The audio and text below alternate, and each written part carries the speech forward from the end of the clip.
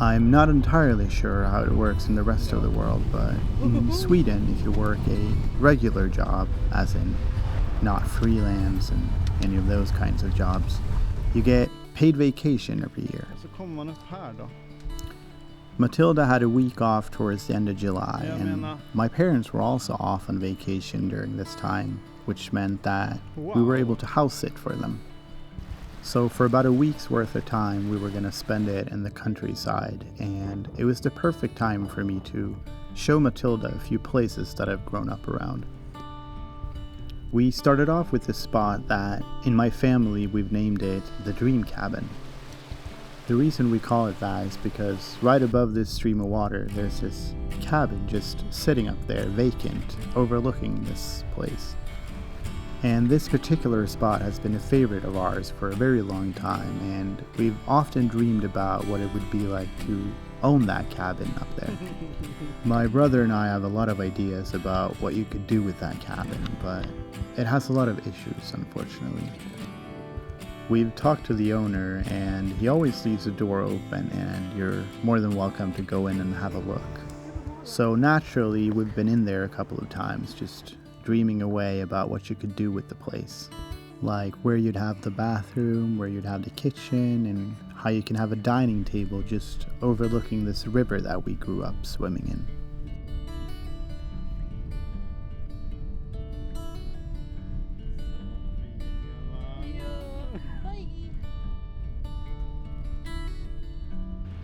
Like I mentioned though, it's been sitting vacant for at least 10 to 15 years, and it definitely shows.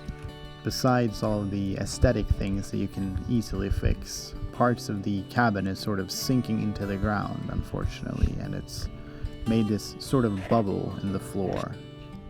So that and the fact that it doesn't have running water is sort of the reason I haven't tried to make it my dream cabin. Yet, anyway.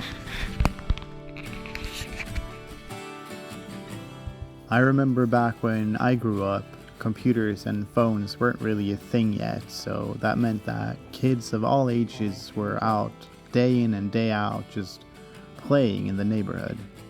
And a couple of teenagers found this corner in our neighborhood, and they built a swing here. Whenever you got a chance, you'd go there and just swing away for hours, and sometimes you'd lose the grip of it and just pummel into the woods, and you'd just sort of laugh it off and keep going. I miss that swing.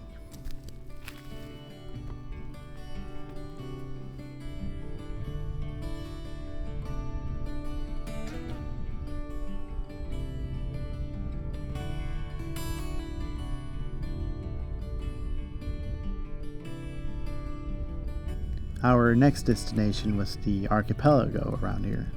But obviously, when you see a climbable tower, you have to climb it.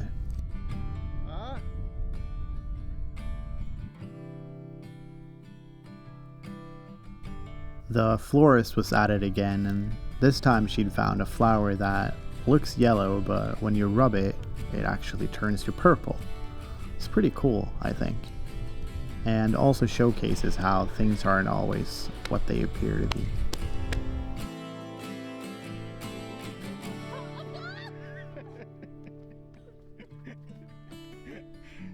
And this was a pretty scary moment. I thought I was going to lose her, but we're okay. She was attacked by ants.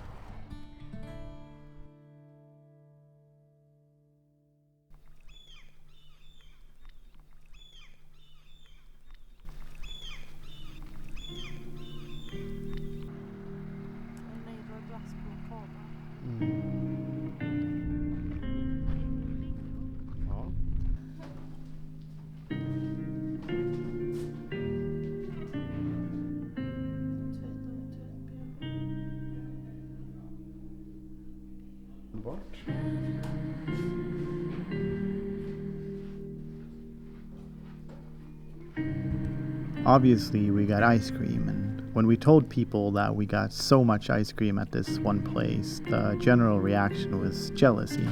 But we quickly realized that there is such a thing as too much ice cream, and we both ended up throwing it away, actually.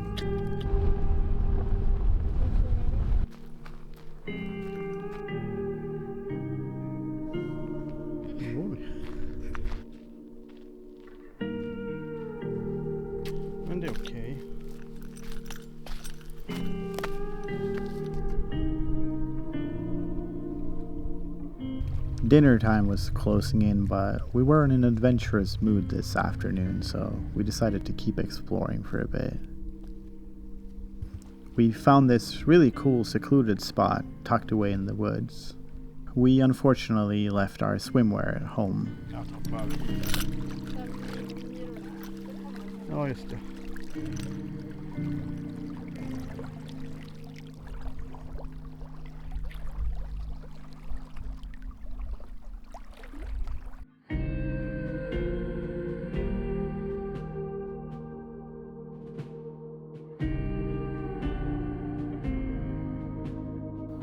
After a quick stop at the grocery store getting some necessary ingredients, it was time to bring out the pizza oven.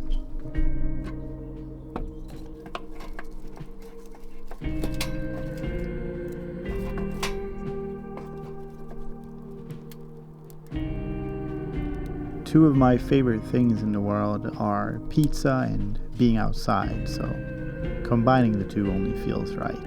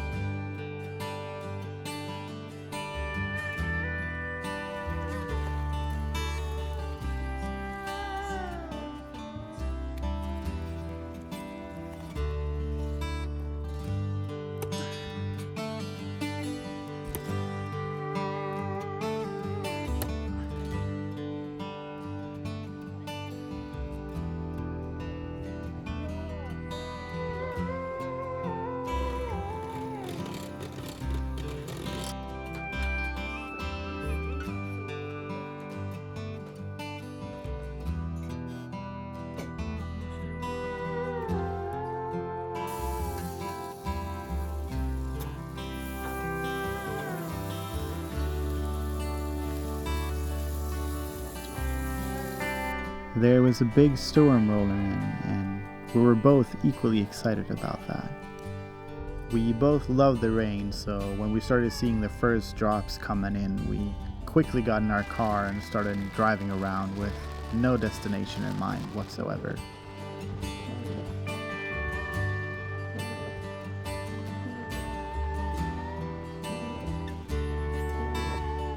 While we do love summer, our season of choice is definitely fall. So getting just a little glimpse of what's to come made us really excited.